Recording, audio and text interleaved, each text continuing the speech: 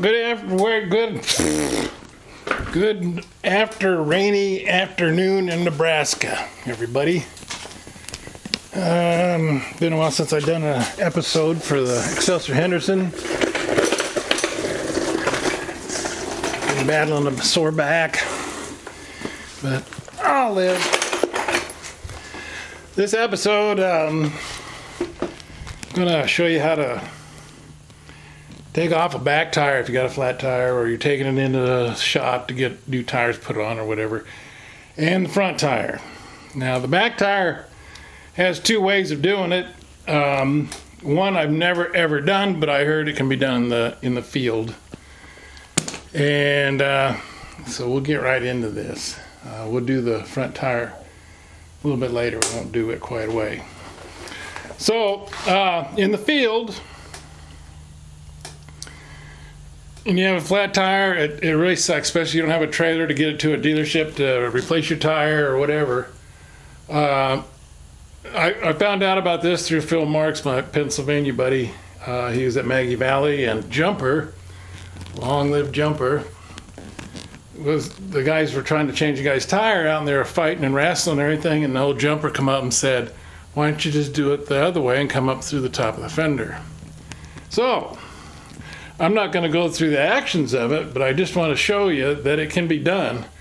I don't know that my back is up for it. So I've got my bike sitting on a 5x6 timber, and obviously it's on the stand also, as you can see. It's on a stand, but the stand's not doing nothing, it's just there.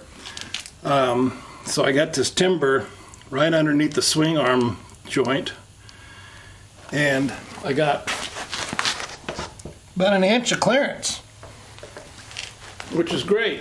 So a 2x6, I would suggest probably a couple of them screwed together, not just one, because it might get tippy on you. Probably go 3, but anything 6 inches high is going to get this rear tire off the ground where the pressure's relieved off of it. Your next step to do this would be to take your seat off. And then if you got a sissy bar, you're going to have to get the sissy bar off. Once you get that off, you'll have this one already off because this is part of the sissy bar bracket holding. But you'll need to take this one off also on both sides. Underneath your seat, about this area here, will be an electrical plug-in for all of these lights back here. You'll want to unplug them, so when you take this fender off, that fender will come off once these are out, and there's going to be one here you'll need to get off. You'll have full access to the rear tire, but you're not done yet. But you'll have access, and you should just be able to roll the tire out where the fender was, and no big deal because your pressure is relieved because it's up on 5 to 6 inch board. So now here's something you need to know for either way you do the tire, whether you're going to do it in the field or if you're going to do it on a hoist like I got, or a drive-on, or whatever you got. This here, this is your axle bolt stud or nut. Factory, and a lot of guys don't still do it to this day. Factory, this axle is turned the other way around, so the nut's on the other side. See, this is the head of your axle bolt. And because it's set in the other way, you can't get the axle completely out to change your tire. You got to take this muffler off. And to take this muffler off, there's 2 bolts, one here, plus a clamp. Then you can pull that axle bolt out of there.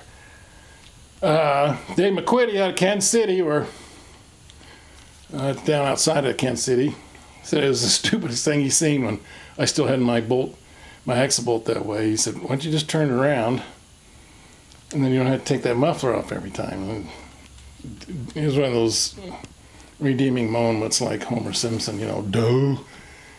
So I did it. I finally turned it around, and that's And it's been a blessing, because the muffler's not hard to do. It's just one more thing you got to do it, and I really get tired of it. This giant Jesus key is, that's my trademark. That's supposed to be a cotter key in there. I use these. This is probably the most ugliest part of the whole bike, and it's right out there in the open. So I tried to make it a little jazzier looking by putting the Jesus key in there, but it didn't make it any jazzier looking, but it sure made it kind of humorous, because now everybody's always asking me, why you got that in there instead of a cotter key, blah, blah, blah. But I do that on every bike I've worked on, and guys that have seen my work, they all see that big old key on there. Jesus clip, whatever you want to call them. All righty. So from here on, either way you take your tire off, whether it's through removal of the fender or coming up on a hoist, the steps will be the same from this point on. It's obviously, with as beat up as my back is, it's going to take me a couple different days to get this accomplished. It's really not that hard. It's just me grunting and groaning and crawling off the floor and standing up and getting back down. So just remember, from this point on, which is right here, is your next, not your next step, this is your next step, but you can do it, you got to do it either way. You're going to remove the tire, and I'm going to do it off the hoist. And I hope I explained good enough how to do it in the field off the ground with a timber. If there's any questions, please feel free to contact me. I can explain that better, or even reshoot the video for that matter. If I think that's necessary, I might shoot a separate one for removing it in the field off of a block. Alrighty, I hope I've explained that enough for how to do it in the field. I'm going to go ahead and get this thing up in there where I can work on it a little easier for me. It's not going to go up real high, because I can't pick the stinking tire up. It weighs too much for my stinking back. So I'm going to get it up a little bit.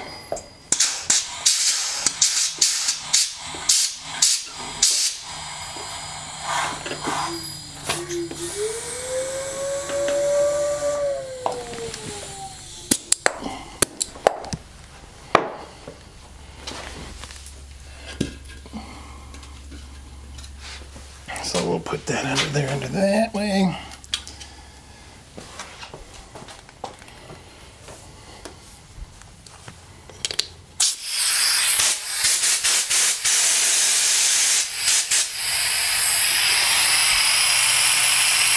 That's too high. Take her back up, put the other block under it.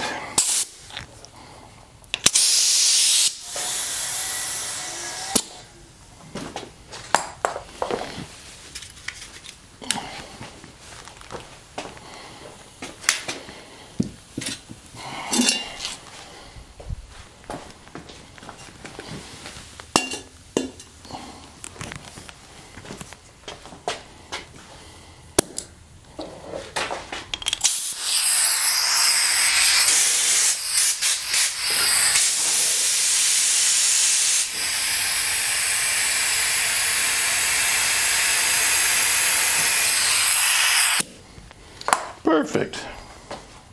I just remembered, if you're going to do it off the ground, off the block, like a 6-inch block, to get the back tire off the ground, you're going to need somebody to lift it, and that's probably going to take you and another guy, and then 1 foot spare to kick the block under the bike.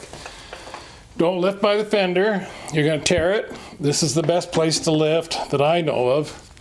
Right here on the bracket, the brace that runs down here. There's a pretty good chunk of steel.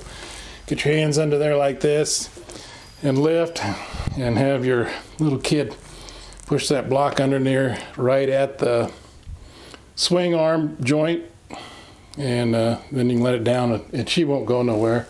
Safety precaution, when I had it on that block, I went ahead and did this because I didn't want my baby to get rolled away. I threw the front brake on so it wouldn't roll away. And so I got that there lock on. I haven't taken it off yet. And here we are. There's different things you can do in different orders. It doesn't really matter as long as you get them all done. First thing I usually do is I undo these adjuster bolts. This is what adjusts the tension on the belt.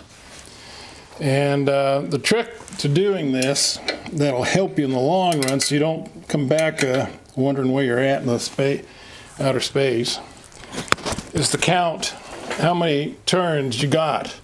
And then the turns you want to run this tensioning bolt all the way back into here. And the reason you want to do that is you want this belt as slack as possible. At least that's what I have found. It works the best for me. Because there's a piece on the other side that's just loosely fits inside of here. It's part of the brakes. And I'll show you that when I get to that part. So, undo your lock nut. Ouch. That felt good. And then you start counting. And you can think that counting on one side will make the difference of both sides and have the belt straight. It does not. It might be close. It'll be very close, but what you're going to notice if you don't adjust your belt properly or your wheel to the belt, you're going to have a lot of chirping. The belt's going to squirt and squeal and chirp as you go down the road. So you might want to count your twists both sides. 5, 6, 7, 8, 9. Now, I just counted all those. Well, I'll be honest, I normally don't count any of them. I have tried several different methods. I've marked the bolt with the paint and a marker, and it just never comes out right. But I'm going to try the count your twist thing. Now, I got 104 or 204 on this side. But if you notice, this muffler is in the way of a full swing of the wrench. So my other side, the count's going to be different. I better write that down. I'm never going to remember it. 205. Now we'll go to the other side.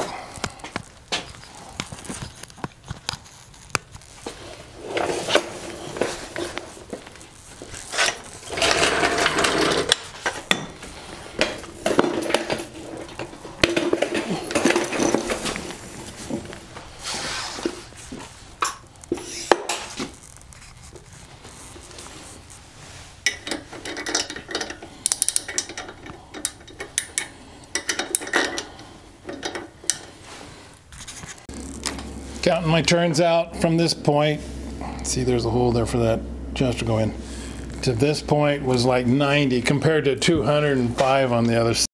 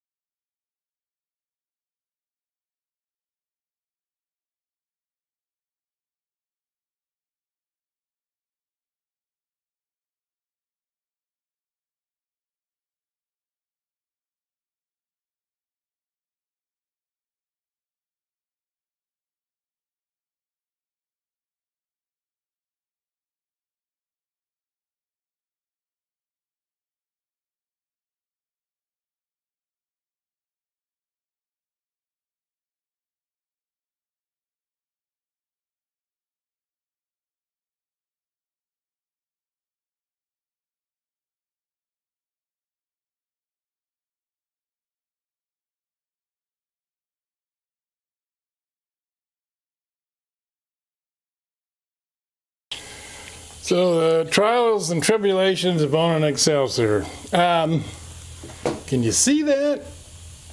I stripped both of these button head Torx heads. And they stripped both of my T45s. That's what fits in there's a T45. And I've been working on these for 20 plus years, and I have never had any tight like that. And for some reason, they decided to be tight this time. 52,000. I just put brakes on it 2 years ago. Somewhere, something happened. They got really tight. So now I'm going to have to take a chisel and vice grips and all kinds of stuff to get that off of there. That's not going to be any fun. So, if you run into issues when you're working on your Excelsior Henderson, don't think you're the lone wolf. I can promise you, we all at one time or the other have had issues with different things.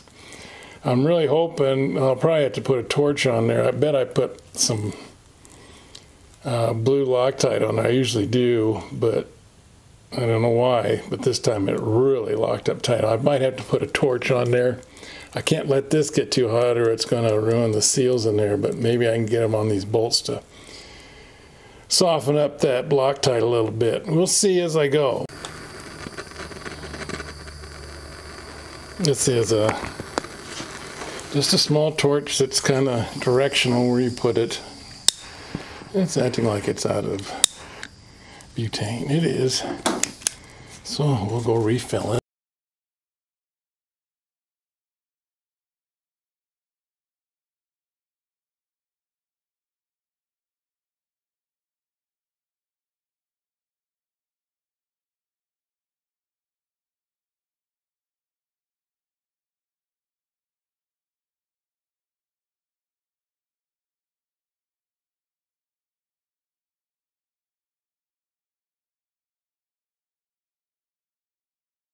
To get this all to work on this side, we got to get the belt guard off. And so obviously it takes a hex here, and then up there behind this frame piece is a 1/2 inch, and it's, you don't have to take the nut off all the way. To get that 1/2 inch, you just got to loosen it up because it sits in a slot.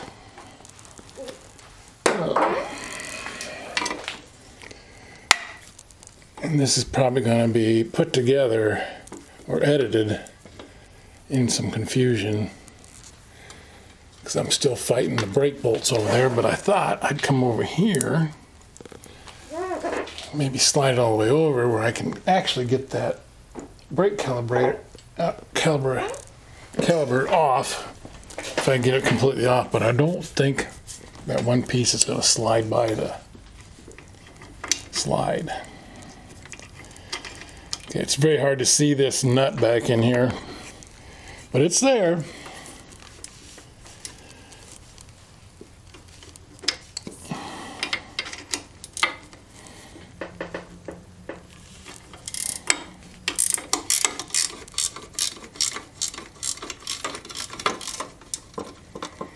Like I said, you only have to get it loose, and then she'll come right off of there. And a lot of guys don't run these. They like the look without. I still like the look of them. And I've seen some of the guys running without this side rail on the rear sprocket.